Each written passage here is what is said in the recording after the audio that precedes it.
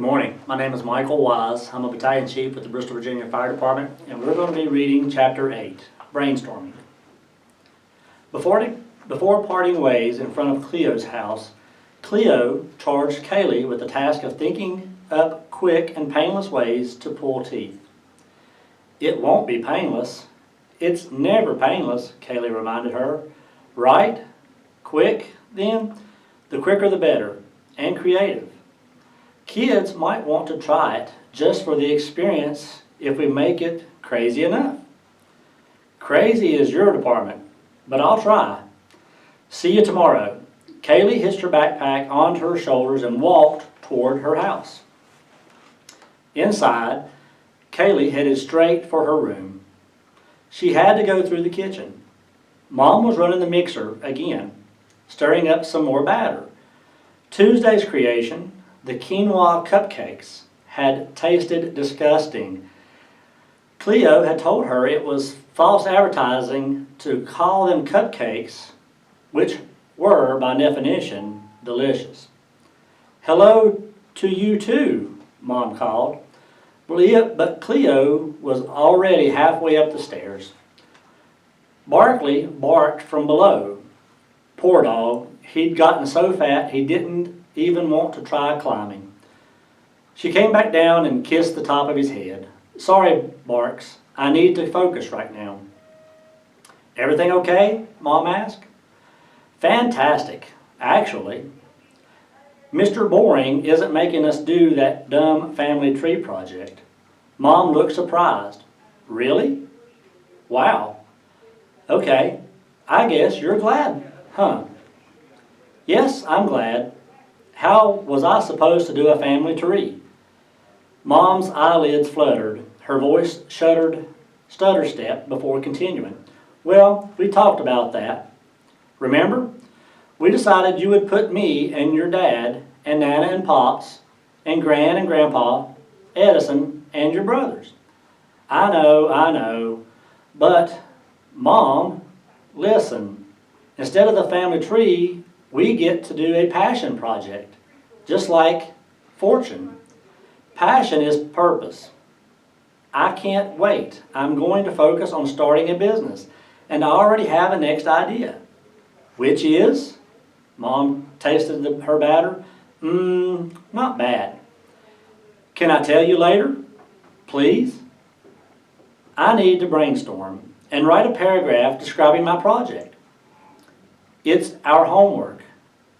That was the magic word with Mom. Don't let me stop you. Cleo clambered back upstairs and closed the door behind her. Time to get to work. She faced her brainstorming easel. Mr. Boring had taught them a creative thinking technique called webbing, and this was the perfect opportunity to use it. She wrote the words loose teeth in red pen on the whiteboard and circled them. Whatever the word or words in the circle made you think. You wrote it down, then you circled the new word and connected it with a line to the word that made you think about it. Doing this helped dislodge ideas that were stuck in your brain. Free associating, Mr. Boring had called it.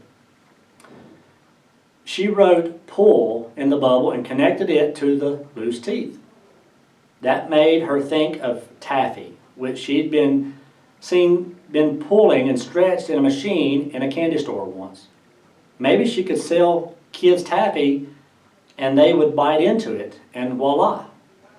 Their teeth would come out in the taffy. It had potential, but it wasn't surefire. What tool would basically guarantee such success each and every time? She wrote tool on her board and then connected it to pull. Pliers, too scary. Hammer, too violent. She was critiquing. She wasn't supposed to be critiquing. Mr. Boring had told them to spend at least 10 minutes free associating and to save the critiquing for later. Downstairs, Josh started screaming. Julian was wailing. Mom was shouting. How was she supposed to come up with an inspired idea with all this racket? Her brainstorm was quickly becoming a brain drizzle. Teeth. teeth. She had gotten hers out. How had she gotten hers out? By twisting, she realized. She drew another line from the loose teeth and wrote, "twist" in a bubble. That made her think of twirl, which made her think of Mom's beaters, twirling around and around. Wait a minute. What if she connected a loose tooth to an electric mixer with a piece of string and turned the mixer on? That tooth would go flying out of that person's mouth. She wrote mixer and connected it to twirl. Now she was getting somewhere. "Cleo!" Mom's voice interrupted her moment of inspiration. "Cleo!" She opened her door. "What?" she shouted back. "Come down here, please." "I'm still doing my homework. Just come down here, now." Cleo huffed and plodded downstairs. Josh was nowhere in sight. Jay's arms were draped over Mom's shoulders with his face was buried in her back. "Would you keep them entertained for a little bit? Please, sweetie? You're so good at it." That was the not so great thing about having lots of great ideas, or little brothers, for that matter. She got called on often and kept to keep Josh and Jay out of trouble. "But I'm working. I just need to get these in the oven, half hour at the most." "Why are you doing all this baking anyway?" Cleo asked. "Actually, I'm trying to come up with something original to sell." "Sell? Where?" "I could help you. At the farmer's market, and I'm sure you could, but first I need your help with the boys." "So, could you?" She set Jillian down and ran to the family room. He ran to the family room. "Okay." Mom kissed her forehead. "Thank you. I'll get Josh out of timeout." Cleo found JJ standing over the wreckage of what had been a Lego building. His shoestring arms were tied across his chest, his fists little knots at the end. "Josh messed up my fort. Pieces and soldiers lay scattered everywhere." "Yeah, I can see that." Mom came back. "Josh is going to read. You two go on." Cleo scooped up a handful of soldiers, suddenly energized. "Come on, JJ, I've got an idea." They lined up plastic soldiers on the boys' bedroom windowsill and took turns shooting them down with Josh's Nerf gun missiles. Then they made parachutes by taping dental floss to Kleenexes tied to the soldiers to the missiles, and shoot the soldiers from the top bunk like paratroopers, except that they were more like dive bombed to the floor because the Kleenexes weren't strong enough, or the missiles were too heavy.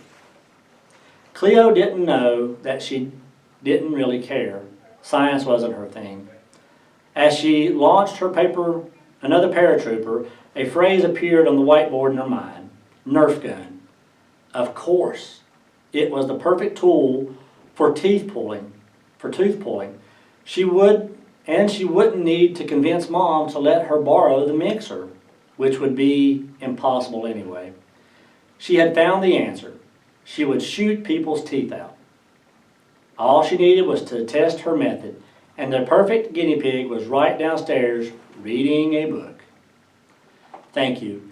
Be safe, be careful, and God bless. And chapter 9 is coming up.